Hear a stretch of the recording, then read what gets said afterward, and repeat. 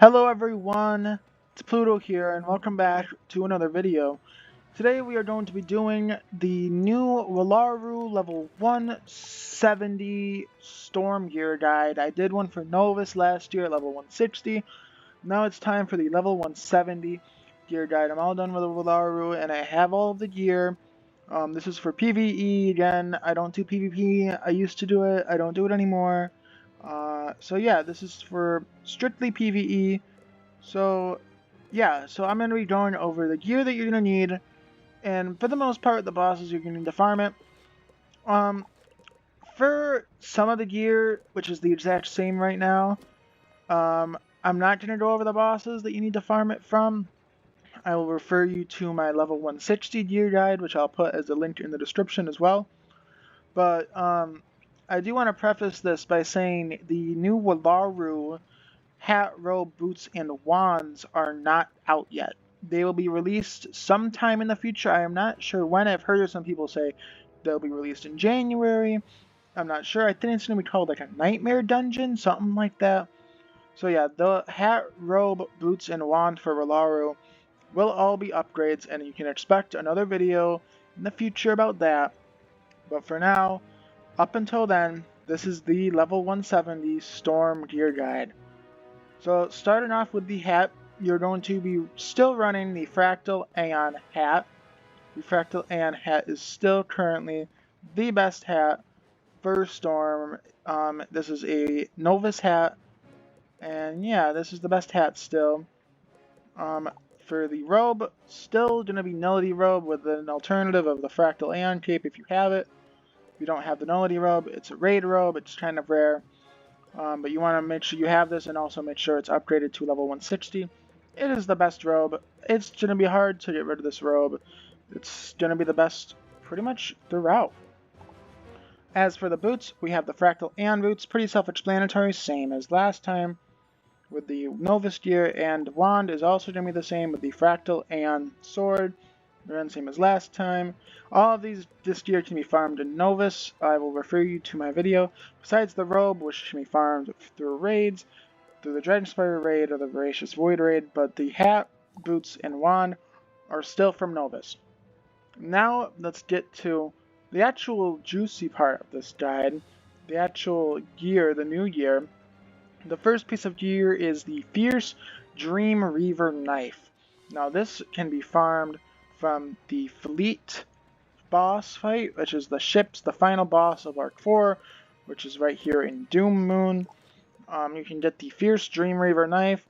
Now, if you don't know the best strat for that fight, the best strategy is to go in with 4 Fire Wizards and spam Link.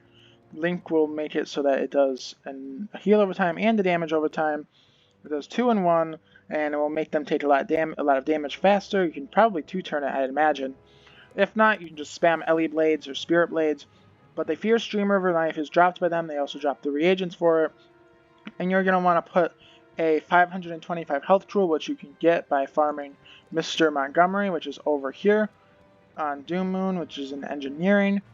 And if you don't know how to farm him, you want to basically spam Storm Dispels or Bad Juju. You want to basically just spam them so he can't Tempest you and kill you. And don't try to kill him, he's immune, just wait, he'll eventually die. So yeah, that's how you farm those 2 bosses, and you can get the Fierce Dream Reaver Knife. You want to put either damage or pierce jewels. I have pierce jewels on this because I have damage jewels on other pieces of gear. And then you also want to put your max health jewels.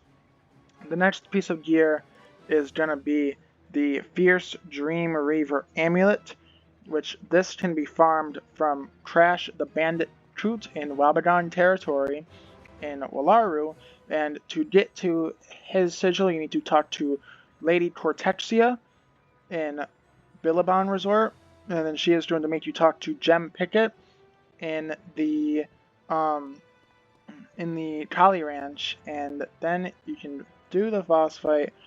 You can do the Crash the Bandit Crew boss fight. It's a really easy fight. It's definitely a 1-turn if you have a good team. And you can get this amulet from it. You can also craft it with Dream Water, which is dropped from all the bosses in Wallaru. Keep in mind, there is a certain number of times you have to do the bosses. I believe for Crash the Bandicoot, it has to be 20 times. I'm not entirely certain. It's either 20 or 25, around that number.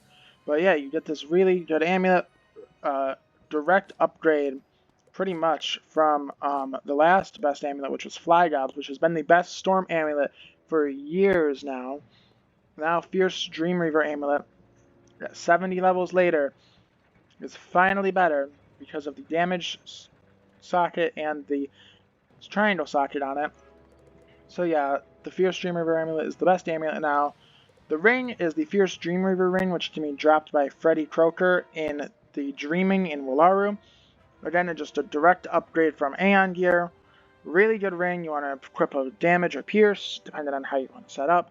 And then obviously your square health jewels. Another thing that I forgot to add, I actually forgot to put on a health jewel on my wand. I need to remember to do that. But you can get 10,000 health as a Storm if you have all of the damage jewels, which is actually insane.